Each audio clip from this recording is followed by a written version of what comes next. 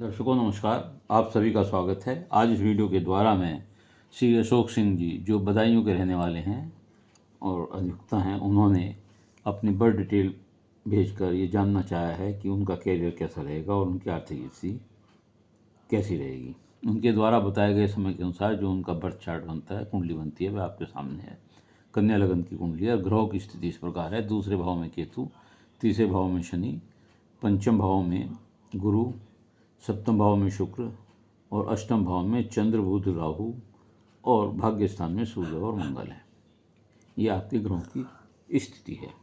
देखिए, कन्या लगन का जन्म है आपका। कन्या लगन जो लग्नेश है, ये बुध, कन्या लगन के स्वामी बुध होते हैं और बुध जो है वो आपके कर्मेश भाव का, दशम भाव का स्वामी भी है। दो केंद्र भाव का स्वामी होकर के बुध अष्टम में चंद्रमा के साथ और राहु के साथ बैठे हुए हैं। बुध अष्टम में बैठकर गुप्त विद्याओं में रुचि बताता है। तंत्र मंत्र में सीखने की इच्छा, करने की इच्छा, उनमें रुझान दिखाता है। वाणी तेज होती है।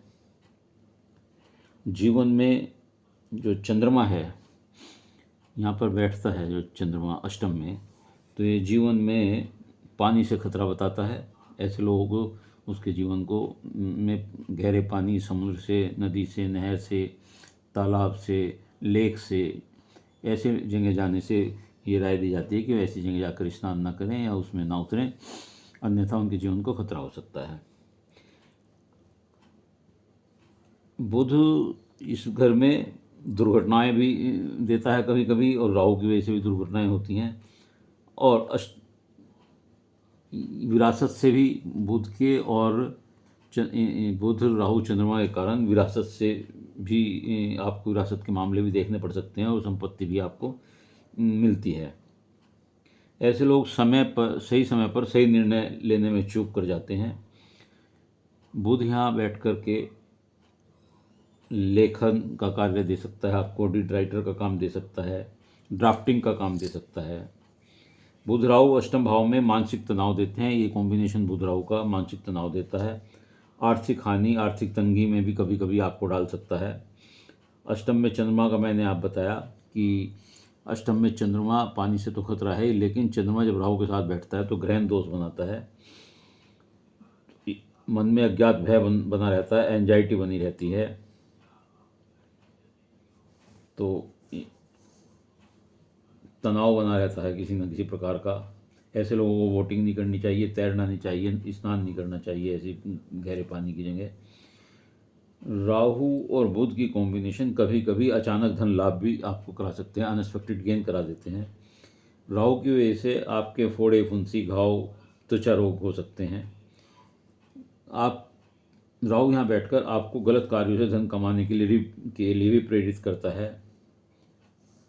बुध चंद्रमा की जो कॉम्बिनेशन है, यह आपकी माता के लिए अच्छा नहीं होता है, माता को कष्ट रहता है। ये कॉम्बिनेशन यहाँ पर राहु का, इनका जो है गुप्त रूप से आमदनी होती है आपको। आय के जो स्रोत होते हैं वो गुप्त होते हैं और कई स्रोत हो सकते हैं।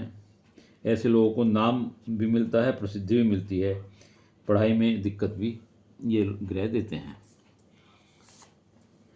दूसरे भाव में जो केतु बैठे हुए हैं तुला के राशि में, कुंडली में, ये आपकी भौं के माथे के पास या आँख के आसपास कहीं छोटा सा निशान देते हैं, कट का। अन्यथा आप चश्मा लगा सकते हैं, आँख वीक हो सकती है। चटपटा और तेज मसाले वाला खाना आपको खाने में पसंद होता है। कुछ समय के फ़ायदों के बारे में आप ज़्यादा सोचते हैं। कुटुंब से बहुत ज़्यादा आपका लगाव नहीं होता है। शनि तीसरे भाव में बैठे हुए हैं और सूर्य मंगल से दृष्ट हैं। शनि कुछ आपको आलसी बनाते हैं। शिक्षा व संतान भाव में कुछ परेशानी होती है, क्योंकि शनि की क्रूर दृष्टि शिक्षा भाव पे भी है, संतान भाव पे भी है, तो ये कुछ थोड़ा सा उनमें शिक्षा की तरफ से परेशानी देते हैं, संतान की तरफ से परेशानी चिंता देते हैं। और क्योंकि भाग्य को देख रहे हैं तो शनि की गति बहुत धीरे होती है, तो भाग्य भी ऐसे लोगों का कुछ देर से उदय होता है। और शनि की दसम दृष्टि विदेश भाव में भी है, तो ये विदेश भ्रमण की इच्छा आप करते हैं, लेकिन उसमें कुछ ना कुछ परेशानी आपको देते हैं। विवाद बन सकता है, न्याय से जुड़े होते हैं ऐसे लोग, संघर्षशील होते हैं, कम बोलने वाले होते हैं, लेकिन अच्छे वक्ता होते हैं। मेहनत से ही ऐसे लोगों का जो भी मेहनत करते हैं तो भाग्य इनका साथ देता है, क्योंकि कर्मेश पराक्रमेश जो है भाग्य स्थान में बैठा हुआ है। गुरु की अगर आपको स्थिति देखें तो गुरु जो हैं इनके चौथे भाव के सुख भाव के स्वामी और पत्नी भाव के स्वामी और रोजगार के दैनिक रोजगार के स्वामी, दो केंद्र भाव के स्वामी होकर के मूल त्रिकोण पंचम भाव में बैठे हैं। यद्यपि में नीच के हैं फिर भी मूल त्रिकोण में हैं। ये आप इसी कारण से आपने कानून की शिक्षा पूर्ण की, अन्यथा शनि की वजह से शिक्षा में व्यवधान आता है, लेकिन फिर भी आपने बृहस्पति की वजह से ये शिक्षा ग्रहण की है। तथा वकालत है, प्रॉपर्टी डीलिंग है, इनसे संपत्ति के कार्यों से इनसे आपको लाभ हो सकता है, कमीशन के कार्यों से आपको लाभ हो सकता है, रियल एस्टेट के काम से आपको लाभ हो सकता है, स्कूल खोल सकते हैं, कोचिंग क्लासेस चला सकते हैं, लकड़ी और पेड़ों का कारोबार कर सकते हैं, खेती संबंधित कोई कार्य आप कर सकते हैं। मकान और वाहन आपको सब मिले हैं, क्योंकि मंगल की पूर्ण दृष्टि सुख स्थान पर है जो वाहन देने में होता है, और बृहस्पति आपको प्रॉपर्टी दिलाते हैं। और सूर्य क्योंकि पराक्रम भाव को देख रहे हैं आपके, और भाग्य स्थान में सूर्य बैठे हुए हैं, तो सूर्य मंगल की युक्ति आपको तेजस्वी और कॉन्फिडेंस देने वाली होती है।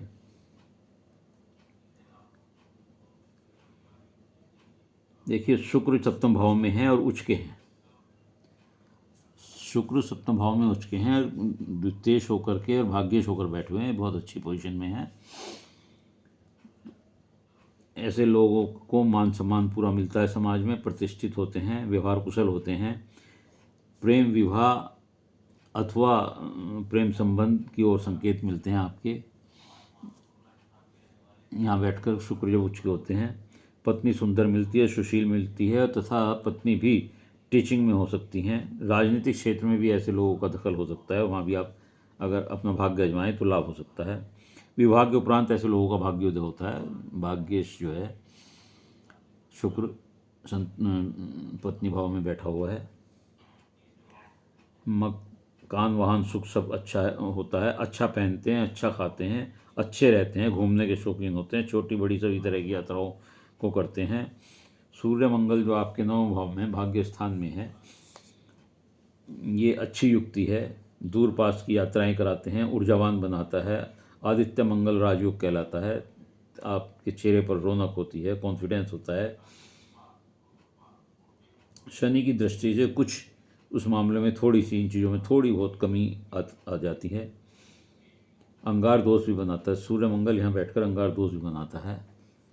इसके अतिरिक्त आपको वर्तमान में 29 मार्च 25 से शनि की 7.5 चलेगी, क्योंकि मीन राशि में गोचर के शनि आ जाएंगे। वो चंद्रमा से आपकी राशि मेष राशि से 12वें स्थान पर होंगे, तो ये आपको 7.5 लग जाएगी। इसके लिए आपको बहुत ज़्यादा परेशान होने की ज़रूरत नहीं है, अपने स्वास्थ्य का ध्यान रखें। और इसके लिए आप अपने वाणी और व्यवहार को ठीक रखें, और जो आपके अधीनस्थ कर्मचारी हैं उनसे अच्छा व्यवहार रखें, उनके किसी हक को ना मारें। और जो गरीब हैं, अपाहिज हैं, असहाय हैं, सफाई कर्मचारी हैं या आपके घर में कार्य करने वाले लोग हैं, उनसे अच्छा व्यवहार रखें और उनकी मदद करें, तो ये शनि की 7.5 आपको नुकसान नहीं पहुंचाएगी, आप इसके प्रकोप से बच जाएंगे। केतु के लिए आप गणपति जी को दूबड़ा चढ़ाएं, कुत्तों को राहु के लिए रोटी दें, और बृहस्पति के लिए गाय को रोटी दे सकते हैं। तथा जो वृद्ध हैं, पिता हैं, साधु हैं, उनका सबका बड़ों का सम्मान करें। ये करेंगे तो बृहस्पति के फल से आपको और आपका कार्य अच्छा रहेगा और आपके कार्यों में सब ठीक रहेगा। वैसे भी आपको वर्तमान में जो महादशा चल रही है 9/3/25 से गुरु की महादशा शुरू हुई है, और गुरु की महादशा क्योंकि आपकी सुखेश की और कर्मेश दैनिक रोजगार के भाव की महादशा है जो मूल त्रिकोण में बैठा हुआ है, तो आपका गुरु जो 3 साल के लगभग होगा वो तो थोड़ा इतना फ़ायदा नहीं देगा, लेकिन उसके बाद आप 16 साल तक बड़ा अच्छा तरक्की महसूस करेंगे। वकालत ठीक चलेगी, डीड राइटिंग का काम ठीक चलेगा आपका, और कमीशन से संबंधित जो काम हो सकता है, रियल एस्टेट का हो सकता है, वह सब काम आपके अच्छे चलेंगे। आर्थिक स्थिति भी ठीक होगी। उम्मीद है कि आपको अपने प्रश्नों का उत्तर मिल गया होगा। यदि आपको ये वीडियो अच्छी लगी हो तो इसे लाइक करिएगा, शेयर करिएगा और कमेंट्स में होकर जाकर अपने विचार लिखिएगा। इसके अलावा यदि किसी और का कोई प्रश्न हो तो वह मेरे चैनल को सब्सक्राइब करते हुए अपना प्रश्न अपनी डिटेल के साथ भेज सकता है। उत्तर अवश्य दूंगा, फ्री सेवा है, लेकिन उत्तर के लिए बड़े धैर्य से इंतजार करिएगा, क्योंकि जवाब तो मैं अवश्य दूंगा। बस बार बार कहकर मुझे दुविधा में न डालें। धन्यवाद।